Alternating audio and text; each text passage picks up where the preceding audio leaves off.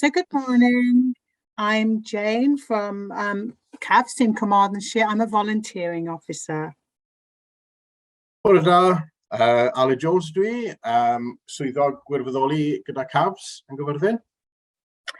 Good morning, my name is Jamie. I'm the Community Volunteering Development Officer with CAVS.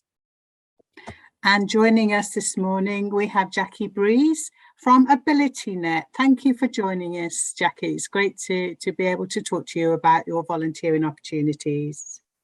Thank you, Jane. That's grand. AbilityNet is a UK-wide national charity backed by Microsoft. We offer free tech support to two groups of society: older people, i.e. anyone over 55, and anyone of any age with a disability. And that tech support is offered generally in the client's home, or if they prefer, it can be an outside venue or a cafe, garden centre, whatever works for them. And it's one-to-one, offered by a trained volunteer with full DBS check-in, etc. Are you always recruiting for new volunteers? We have a very active recruitment campaign in Wales at the moment, because our team of volunteers, which is currently about 350, are mostly in Scotland and England, and we are so underrepresented in Wales, especially in the rural areas, with the need for digital inclusion is vital, as we all know.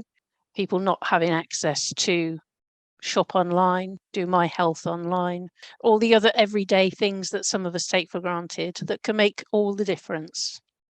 And what would those volunteers be doing? Well, generally go into a client's home, and the client may well have been referred in directly by themselves because, you know, they need a bit of support, or been referred by what we call social prescribers, i.e. their GP or their, community nurse, whatever. And so they'll go to the client's home and maybe help them set up a smartphone or a tablet or a computer, just give them some basic confidence building steps that will enable them to maybe do an online shop with Tesco's, or use WhatsApp for communication. I think about Betty and Joan. Betty and Joan are actually real people. They're not someone I've made up. They both live in Cardigan. And Betty has access to all sorts of digital communications with Facebook messaging, email, WhatsApp, because she has grandkids that are there to help out if she gets stuck. Her friend, Joan, who sadly lost her eldest son last year to cancer, before he died, he gifted her a brand new iPad, and she's never opened it. She's terrified if she touches it, she'll break it and ruin his last gift. But he gave it to her in the hope that that would provide some communication channels for her, and she's just completely not been able to access it. So a volunteer typically could go to Joan and show her how to set up an email account, and get her started in that way. And often it can be, all of that can be achieved in the first visit. Often it may require a couple of follow-up visits, but yes, that's basically it, Aled. Just low-tech stuff, that give people the baby steps that they need, because quite often it's a confidence issue as much as anything else. So Jackie, if I wanted to volunteer with you, what are the benefits for me to do that? Well, I suppose the obvious one is the feel-good factor, knowing that you're making a difference to someone's life. On a practical note, we cover travel expenses, whether that's personal mileage in your own vehicle or obviously public transport costs, whichever is applicable. We issue tempo time credits, so it's 1 credit per hour volunteering, and that can include travel time. After 6 months of being on board with us, we can supply references for obviously future job applications or current job applications. And it's, something quite nice to have down in your CV anyway, as a positive contribution. to your community. And the training that we offer is going to be accredited. So obviously you can have a certificate that can be downloaded and again added into your CV if that's appropriate.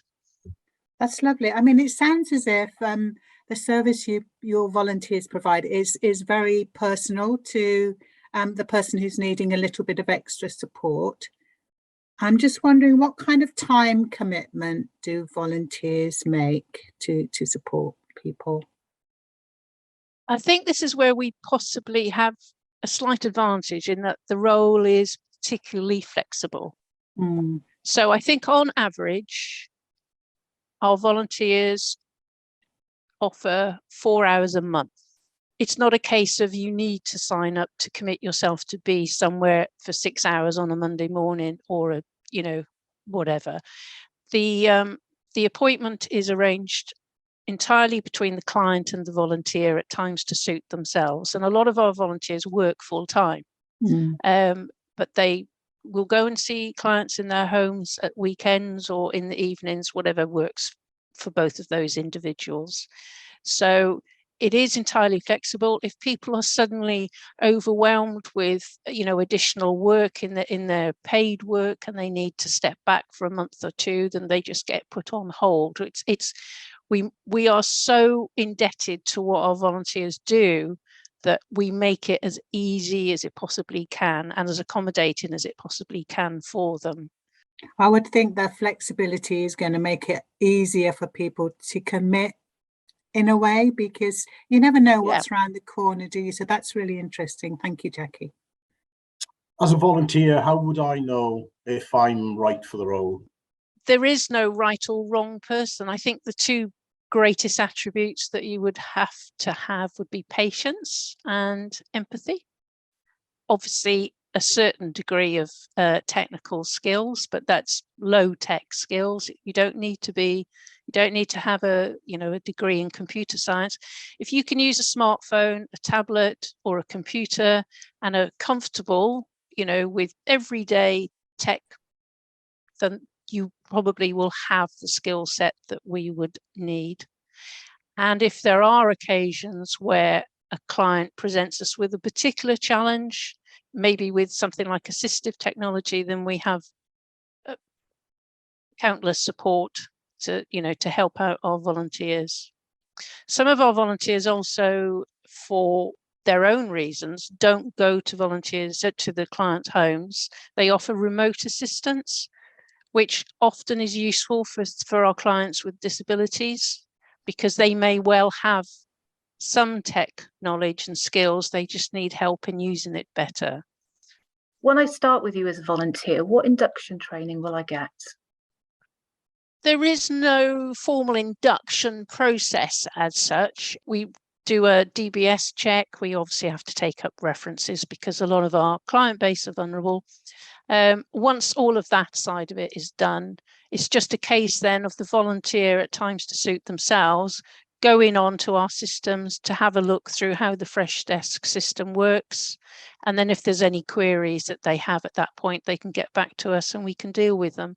Is there any ongoing support that you offer to volunteers? Absolutely.